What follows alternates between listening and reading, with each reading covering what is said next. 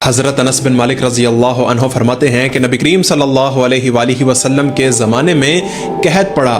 جمعے کے دن خطبے کے دوران ایک شخص نے ریکویسٹ کی کہ یا رسول اللہ، گھوڑے اور بکریاں بھوک سے ہلاک ہو گئیں، اللہ سے بارش کی دعا کیجیے۔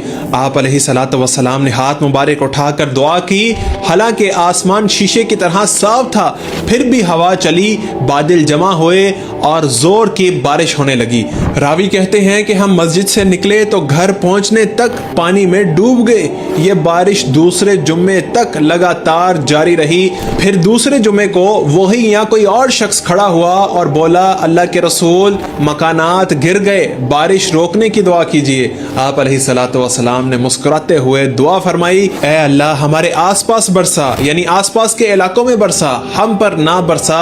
نبی علیہ الصلوۃ والسلام کی دعا کرنے کی دیر تھی کہ بادلوں نے اپنا راستہ تبدیل کر لیا اور بارش رک گئی۔ اللہ اکبر کبیرہ۔